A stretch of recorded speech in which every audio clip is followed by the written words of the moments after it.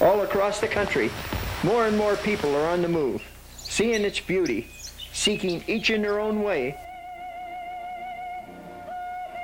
the great American adventure.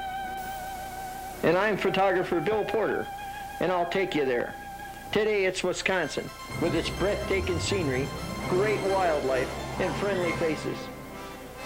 Today my guest is Dick Trickle, winningest short track stock car driver of all time. Dick and I flew into the Arborvitae Woodruff area. The Lakeland Airport, with its wide paved landing strips, puts this wonderful Northland only 2.5 hours from Chicago and an hour and a half from Minneapolis. Dick and I came up for the fighting Wisconsin Muskie, but found, as you will, that and a whole lot more. On land and underwater, sportsman and photographer Bill Porter with son John and family invite you all to join them at a spot in the country where we hope to see some wildlife still run free. We'll go hunting, climbing, fishing, diving, see things that help to set the spirit free. We might take some of the surplus that the good Lord has provided, always mindful of the sportsman's creed. So the wildlife we all love remains unlimited. Oh, Bill and Rose and little John, who's grown to be a man, will show you through a camera's eye wonders of the land. You might camp with them by mountain streams or run barefoot in the sand. But wherever you go, recall the creed, keep the wildlife unlimited.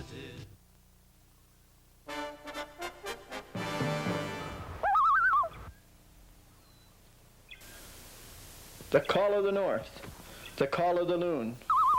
And when you hear that sound, you know you're there. The wild solitude of the north, the call of the loon, sets the stage for another great American adventure. This time, my lifelong friend, Dick Trickle, winningest short track stock car driver of all time, joined me for the fighting Wisconsin Muskie. Dick had been racing in Tennessee, and I told him I'd make all the arrangements. It was easy as a phone call. I contacted the Arborvitae Woodruff Chamber of Commerce, and they helped with all the arrangements for the trip. Motels, places to eat, but most important to me, a guide.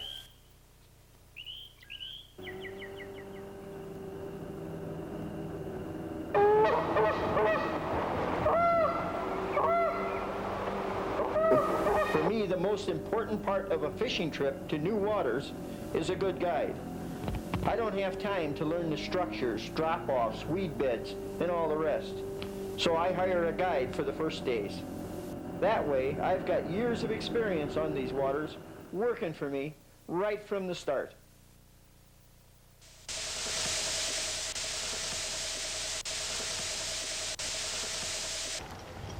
Okay, Dick, I'm going to make a change here. I'm going to put on this black Mepps bucktail for fishing over these scattered cabbage and coontail beds here, because one advantage to a bucktail like this is you can cast it out and retrieve it at different speeds over the top of these weeds without getting caught.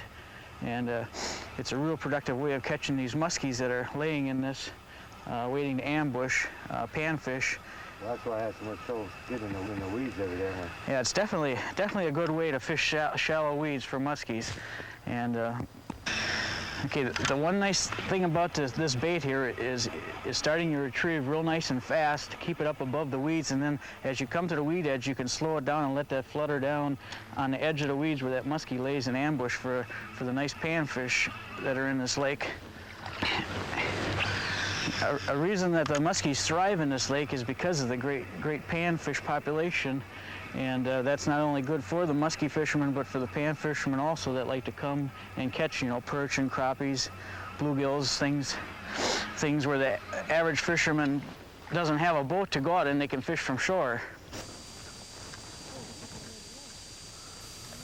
You're telling me there's abundance of perch and panfish in here. Is there any season that's better or worse for fishing?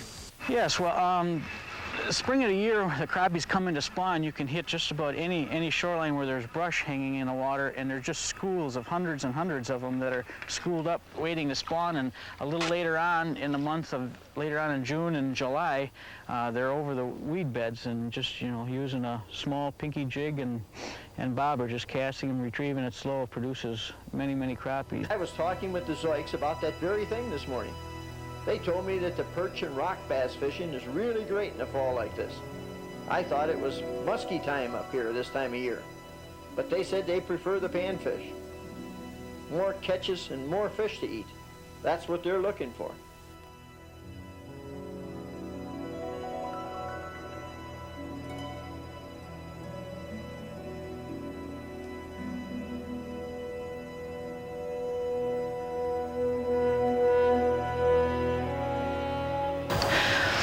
I got him, Dick! I got him on that bucktail! Look at him jump! Yeah, let's get down those weeds. I'll get the net. Oh, he's coming up! You're doing good. Oh, he's going around a circle! Yeah! Oh, I got him! He's coming! Get ready! No!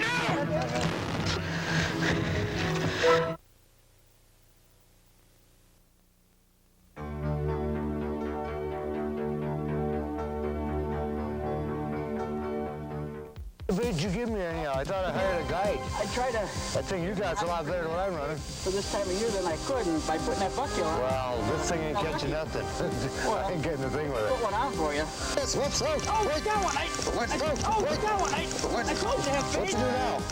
Just release the button and give a little drag. I mean, a little summit a little bit. God darn, I got the net stuck here. Here we come. Oh, gee! What happened? Oh, he flipped off just as I was trying to get him in the net. Yeah, that muskie was just as big a bandit as that bandit over at the Circle M Corral. It's just like in the Old West when they used to stop you right alongside of the track. Yeah, you know, I take my kids out there once in a while, and they really enjoy those kiddie cars that they have out there along, you know, there are bigger go-karts for the adults, but there's that, and there's also the bumper boats to ride and have a good time on. Well, I prefer the competition at the Shears Lumberjack Show. You know, it's an adventure to watch log rolling contests and the axe chopping, the axe throwing. You know, it's just a lot of fun for the whole family. Yeah, Dick, they are just a great show to go see. They are world champions. They travel all over doing sports shows and putting on these great shows that show the old ways of chopping lumber and log rolling and stuff, and it's just something you wouldn't want to miss. Yeah, Dick, too bad you didn't get that muskie because they're known as a fish of 1,000 casts. Yeah, I heard that. You know, that's why I did 999 casts at home and figured I'll have to do one here.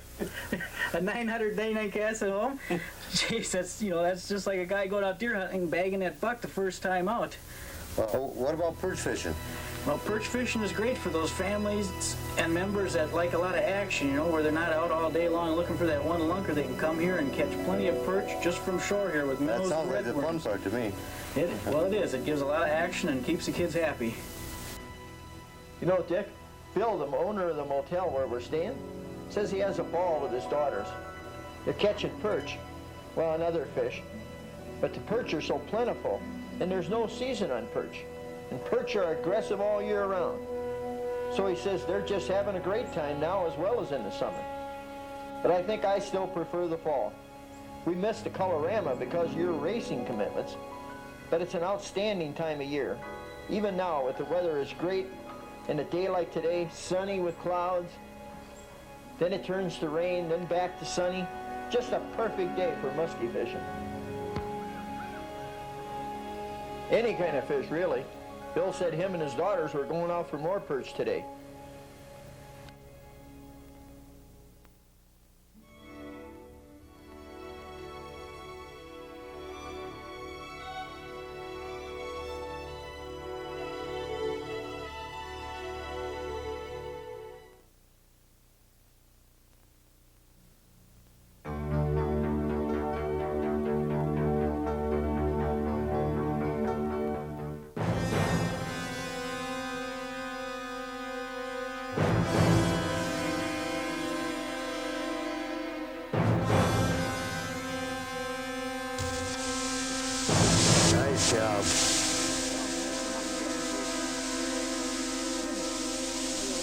It's looking good here. Hey, I think, what's that? I think it hit. Set that hook good. Set the hook good. It's set. Go back. It's Hard. 2-3 times. all right. You want to make sure that hook Look at that is thing. good. Yeah, that's a big fish. Oh, the weed there. You get the water on here. Get them in the throwing word. Keep that line tight and just work them. I'll keep it tight. Work them nice. Just keep pressure on them. Coming. You get that net ready. I can handle this. Well, it's fine. Look at it. Look at it. God, Give you a nice swim. that's got to be legal, don't it? That's a big...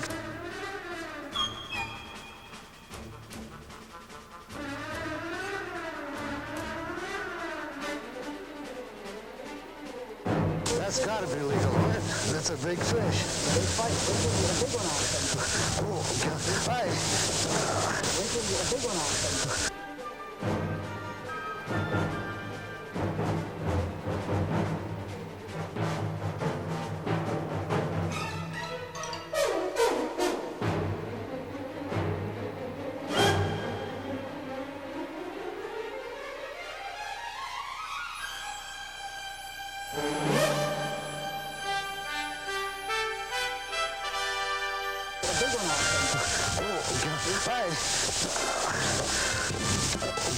Hey.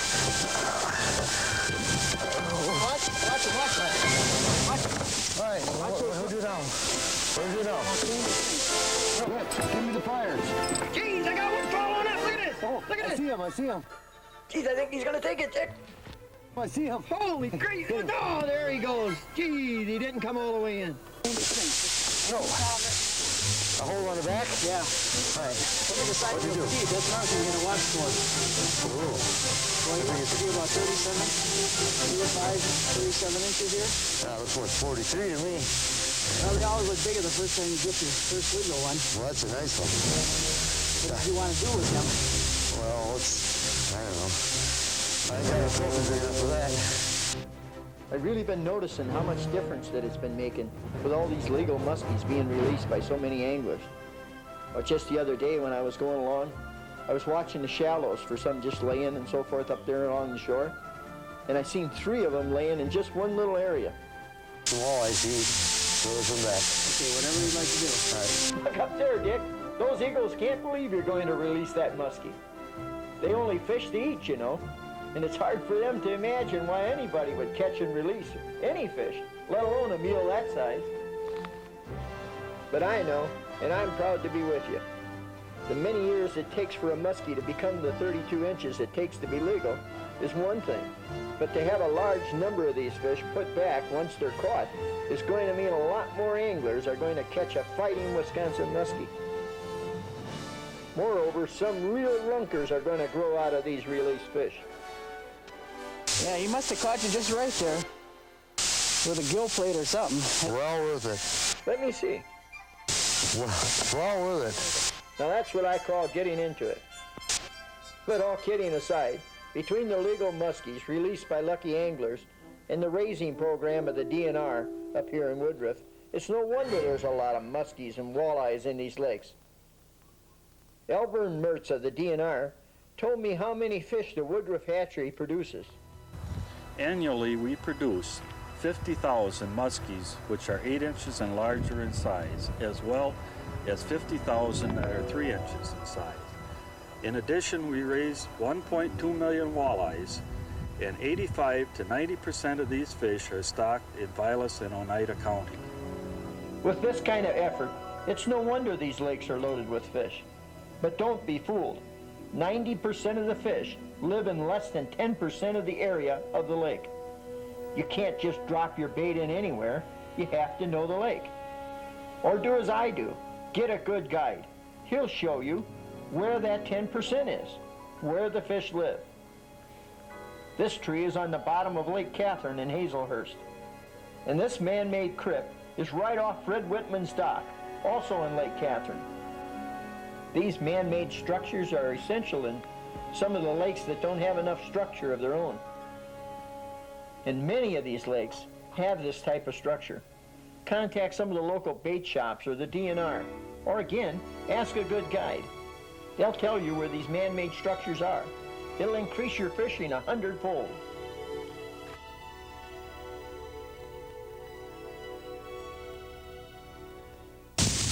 Nice cat. Hey, talking about your first deer breeding buck, look over there. Look at that thing. Yeah, Black George, it's amazing how... Look at this. Still got its velvet. It's coming off. That's beautiful. It's amazing how you can talk about something and all of a sudden see something like that. Earlier this fall, I had a chance to watch a large buck rub his antlers. They rub 90% or more of the velvet off in only 4 or 5 minutes, and then eat the rubbed off velvet. The size of the rack is hereditary, but it also needs good food to be a good, strong rack.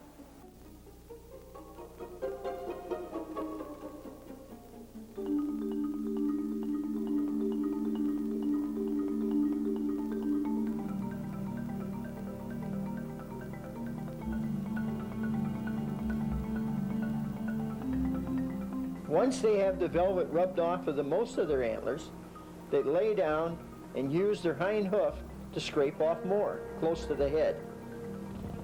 Then they lick off their hoof.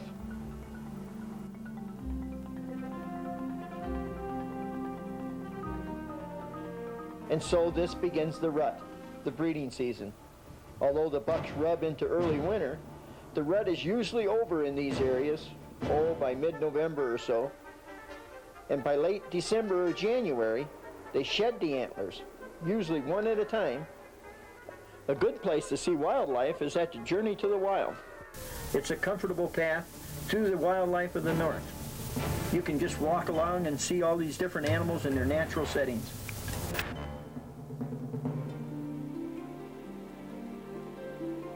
The thing you can really enjoy out there as a family is miniature golf. You know what my family prefers is the petting zoo. Go over there, Drake was showing us some of the animals, and they're just fantastic. He's holding some different ones and was petting some.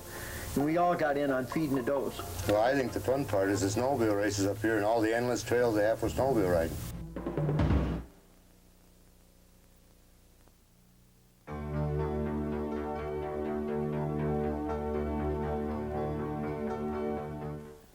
Say, Rich, let's try up in the shallows.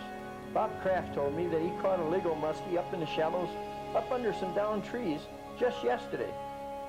You know, he always puts his on a stringer. Then after he shows it to some friends, he releases it back into the lake.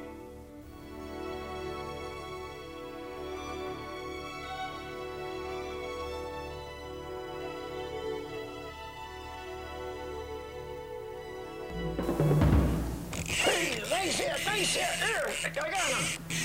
Hopefully, I think he's on good. Oh, jeez, what a fighter. Oh, there he comes up, look at him. All right. Whoa. And these fish are fighters. They ain't done yet. One more time.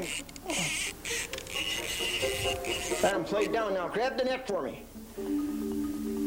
We'll bring him right straight in, head first.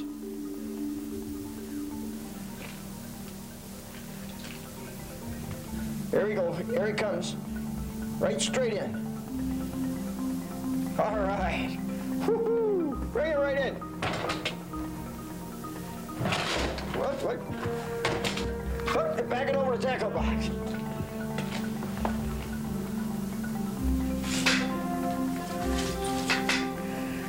Okay, give me a pair of pliers. You gotta get that hook out of there quick.